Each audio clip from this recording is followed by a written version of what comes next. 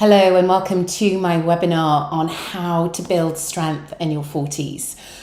So the biggest thing I find with women that I've worked with for long periods of time is that we all have a history when it comes to dieting, whether it comes to perhaps you've tried Slimming World, perhaps you've done Herbalife, perhaps you've done a 5 and 2 where you eat normally for 5 days of the week and then you restrict for 2 days of the week. Maybe you've done paleo. So maybe you have changed and altered the way that you eat and you have thought of this as a diet and you have looked at this as a way to change your body composition. Excuse me. So often we can have a relationship with food, me included, where the more I eat, okay, so if I'm constantly grazing and eating processed foods, the more I'm going to want to eat because they're not going to satisfy me. So my levels of satiety are low, but it's also going to encourage big drops in my blood sugar levels, which is going to cause my hunger hormone ghrelin to go into overdrive. So I'm going to be more likely, you crave what you eat. And I know that sounds cliche, but it's 100% true. And you'll know this because if you know that you're not eating at your best or you're not feeling at your best and you look at your diet, perhaps you can say you've had a Domino's or you've not been eating particularly great, or maybe you're super restrictive and you're not allowing yourself to have any treats whatsoever, and you're shaming yourself when you're having foods, or you're going all in or all out where you're going into a diet, you're working really hard, you lose the weight, or you feel that you're developing muscle, you're feeling stronger, and then you find that you just lose that motivation. You just find all of a sudden you fall off a cliff and you're unable to continue. Maybe you suddenly find that you're not exercising and it's just not happening for you. The biggest thing for me is if you find a way of exercising that you enjoy, that's going to help your mental health. That's the most important thing, that we take care of our mental health. Yes, we need to take care of our physical health, but if you're physically fit and you're mentally in a mess, then those two things are not conducive with each other, are they? You're going to at some point then run into hot water. So we need to do things each and every day that help to promote your mental health. So exercising in a way that you're not enjoying is not going to be beneficial. Okay, so you're going to get very little from that. Finding a way that you enjoy. But if you're saying to me, Beth, I really enjoy running and I really enjoy HIIT, but I really want to build muscle mass, I'm going to say to you, well, actually, it's great that you're doing running. If you're working towards a 10K or a half marathon, brilliant. If you enjoy Pilates or yoga, that's great. Maybe that really helps with your mindset and your mood. But if you're wanting to preserve lean mass as we age, and you're wanting to get the most optimal experience in your perimenopause, menopause, then I'm going to be telling you that you need to bring in some strength training. Now, again, there's different ways that you can bring that in. So on my plans, you'll find that like on a Friday, so ideally I would be recommending whatever you're doing, whether you're in my plan, whether you're not, that you did 2 to 3 days of strength training. So if we're looking at that, we'd be saying 2 to 3 days of you maybe, so say if you were a Fit Fam member, it would be like a sculpt, it would be something like a legs, bums and tums, so a leg focus day, and then an all over body day where we would add something in like kettlebells or a kettlebell session. So we're bringing in some resistance work, which will help to encourage hypertrophy. So hypertrophy is when we're focusing on not just a number on the scale, but we're looking at trying to, if we're looking at wanting to feel better, I would be asking you to look at body recomposition. So in essence, that means that we'd be looking at building more lean mass, okay? So trying to reduce the amount of lean mass that we lose as we naturally atrophy or work into something called sarcopenia as we age. So we are naturally going to lose a rate of 3 to 8% of muscle mass per decade. So we want to be looking at trying to slow that process down or even reversing that process. So bringing in some strength training, 2 to 3 sessions a week, ideally. We want to be looking at trying to bring in some cardiovascular work as well. So that might mean that maybe you want to go swimming for another day. Maybe you want to go for a run. Maybe you enjoy running. Maybe, a couple of days a week, maybe you're working towards a half marathon. Maybe you then have to say, actually, I'm going to still do 2 strength training sessions because I'm going to benefit from that. But I'm working towards doing a 10K, so I'm going to do 3 running sessions, and then as you've done that 10K, you can regress that. You can have again 2 maintenance runs and come back to strength training. This goes, as I said, largely to what you enjoy and what you're working towards, so identifying what your goals are. For the most part, as women, we're juggling teenagers. I've got both ends of the spectrum, so I've got like a 2-year-old and a 19-year-old, and and I have to try and balance all of their needs. I don't know if you've got more than 1 or 2, maybe you, like me, you've got 3 or 4 children. It's much more difficult to try and meet their own needs individually, because there's only one of you, and when you're working, it's a balance, it's a juggle. And often one of the first things that we find is that we put our own needs to the side. But having looked after my dad, Anna, this is my experience, but my dad had dementia. My dad went from quite a strong man playing golf multiple times a week to being bedridden very, very quickly. And the natural progression then from him having a stroke predominantly probably is genetic, probably due to the fact that he did like to go to the pub. He was social, very social guy, like the quizzes, but made some suboptimal decisions in relation to his diet, in relation to the amount of alcohol that he drank, in relation to the amount of stress, managing his own business. So all of these things obviously would impact onto your general health. So trying to look at what you can do through the week, where you can carve out the time, is key, because being consistent, write that down, underline that, is one of the tips I'm going to tell you that you need to be doing. So working consistently towards your goals, that's one of the biggest keys. Making sure that you're adding in enough protein. So again, hypertrophy is a macronutrient, hypertrophy is a process that is powered by a macronutrient called protein. So the growth and the adaptive changes that protein will bring will help to recover and repair the muscle, but it will also help to encourage that muscle to grow. So yes, you will be able to make small gains if you were just strength training and your diet wasn't brilliant. So maybe you are, working somewhere in Africa or somewhere, you don't have any access to whey protein, your diet's not you're certainly not getting 20 to 30, 40 grams of protein every meal, but you're still going to be able to build lean mass if we're bringing in some strength training.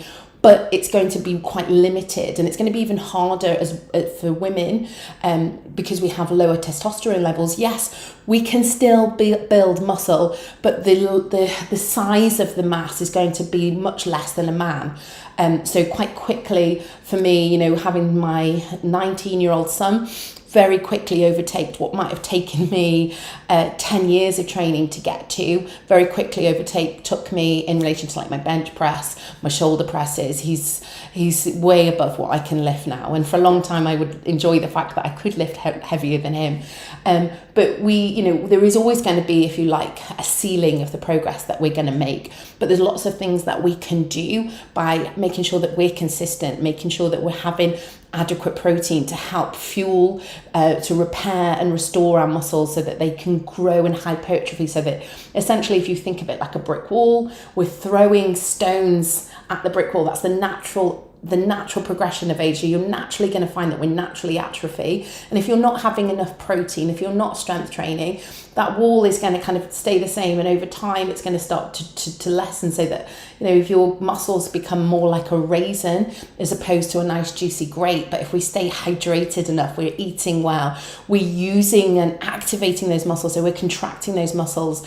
We're bringing in time under tension. We're focusing on using our muscles for strength training, then we can fuel that by increasing the amount of protein that we have. And that is going to mean that we essentially have bigger, denser muscle mass. So we're going to have more fat-free mass. Now that leads us less at risk of cardiovascular disease. That's going to help in any of our journey as we age. One of the leading things as we as we get older is that many of us will have a fall, our bone density starts to drop, our muscle mass starts to drop, our balance starts to become affected. We're more likely to then have long periods in hospital.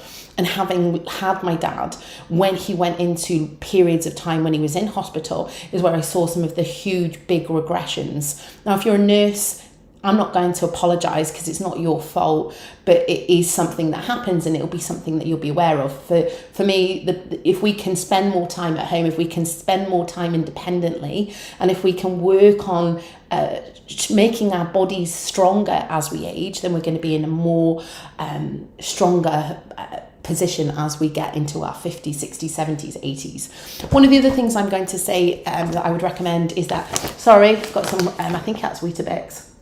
Some creatine. So I take creatine. You could take it in like your morning coffee if you had an unsweetened.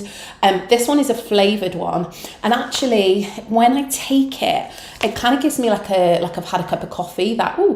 And it really helps. It helps a lot of it. So if I just click on here, if I just show you, like if you put in, hold on, where have I put it? Oh, can't find it. Oh, here we go. So like if I've got here, like one of the first things it will say, creatine can help with exercise performance, muscle mass and recovery. So that is pretty much creatine. What it will help you to do, it will help you to retain or build more muscle mass as we age. It will help to give you more energy and endurance in sessions. It won't necessarily work for everybody, but it will help your energy, which is that you have the kind of quick, short, sharp rushes of energy is powered by something called ATP. I'm not going to go too technical with it, but what it will allow you to do is to have more sharp forces of energy. So say if you were doing some really heavier bench press or press ups, which really needed you to give your maximal effort, it will just help you to feel maybe a little bit more sprightly. It will help you to preserve lean mass, and it's one of the only supplements that whey protein powder is another supplement I would probably recommend that you take. You don't have to take it. You can get that from any kind of food that you consume, whether you're vegetarian. If you're a vegan, it is harder for you to hit your protein targets, and you may essentially miss out on some of the amino acids such as leucine. So you could supplement with amino acids if you were a vegan. That would probably be the only time that I would recommend that. Otherwise, I would be telling you could probably get your protein from the amount of food that you're consuming. But look at having protein every meal. So looking at 20 to 30 grams of protein per meal. And as we age, our absorption of protein declines. So if anything, we want to be looking at the higher end of the spectrum, so looking at maybe 30 to 40 grams. Now, if you are only 5 foot and you're 8 stone or whatever it might be, if you're a small petite lady, then that's going to eat up a lot of your calories. So you want to be looking at a balanced diet. You want to be making sure that you have adequate carbohydrates, that you're looking at having fiber into your diet to help with gut strength. So looking at good fats, so avocado, seeds, nuts. We're looking at good fats, reducing the amount of saturated fats that you're having, reducing the amount of alcohol that you're having, increasing the amount of protein at every meal, being consistent with your training, getting enough sleep. Okay, that's also going to help because you're going to make some crappy decisions if you're not having enough sleep. Making sure that you're hydrated, again, to get those nutrients to your muscles, again, in order to work towards hypertrophy, you're going to need to get those nutrients there. So staying hydrated, and it can also help, there's some studies to link with power and strength by how hydrated you are. So don't underestimate just drinking enough water. And then look at the way that you're training. Are you challenging yourself? Or are you just kind of showing up and feeling, sometimes it could be that you only do 3 sessions a week rather than 5 sessions a week, but you're able to push that little bit harder. Often in our 40s, we can find that our recovery time is affected, and actually burning the candle at both ends isn't the answer. Sometimes less is more.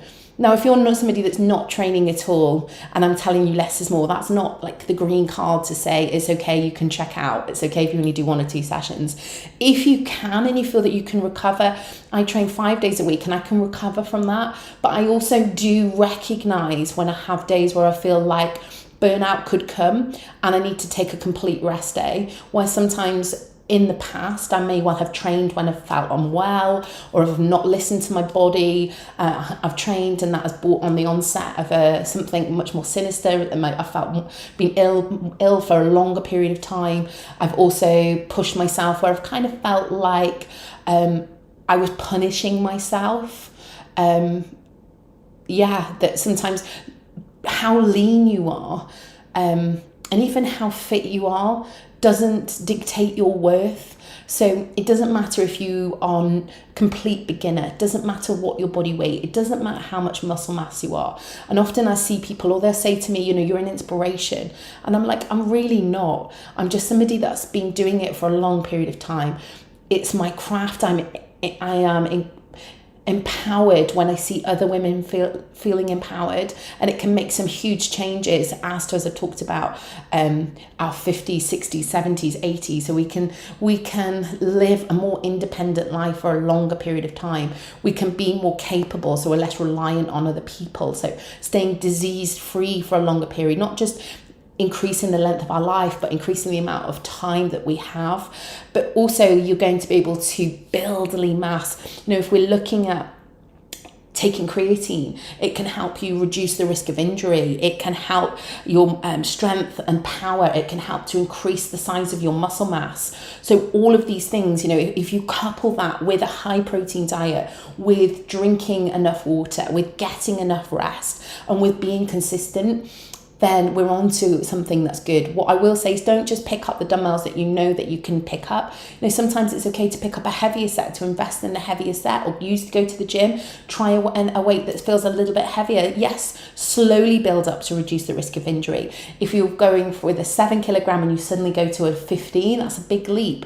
But pick up the 9s, pick up the 10s, give them a go, 3-4 reps, and then maybe drop down again. But always keep looking for ways to add progressive overload so that you can continue to challenge yourself over time, and that you are adding in recovery, because the adaptations happen at rest. So burning the candle at both ends isn't always the answer. Sometimes taking that day off can lead you to seeing more return, okay? So it could be that you mix things up a bit, that you add in the 2 to 3 sessions. Maybe you go for, some active recovery, go for a hike, go walk up a mountain. Sometimes if you're a runner, doing 5 runs a week is not going to make you a faster runner. Bringing in a couple of strength sessions, bringing in some Pilates work is going to make you a faster runner. So taking some creatine may make you a faster runner, and making sure that you have enough protein. You're never going to, if you look at an athlete at the Olympics, you look at an endurance runner, they're going to have, even now they all strength train, so you will see that they will have some lean mass. But if you look at the sprinters, you look at the athletes that need strength and power and speed, they look like bodybuilders, because they train and they recognize the benefit that strength training builds. But if we are burning the candle, if we are working on endurance work consistently, that is going to be a more catabolic effect. Where if we're working for more strength training and we're working for more shorter periods of time, so building that intensity up. So if we're doing 30 minutes and we can really challenge ourselves in that 30 minutes, and rather than going to the gym and doing an hour and sitting on a cross trainer and, yes, you've been to the gym, but are you really yielding the benefits that are working towards hypertrophy, working towards offsetting some of the, metabolic syndrome, diabetes type 2. Yes, I'm not saying that getting on a cross trainer is not going to benefit you, but can you use your time more efficiently or effectively?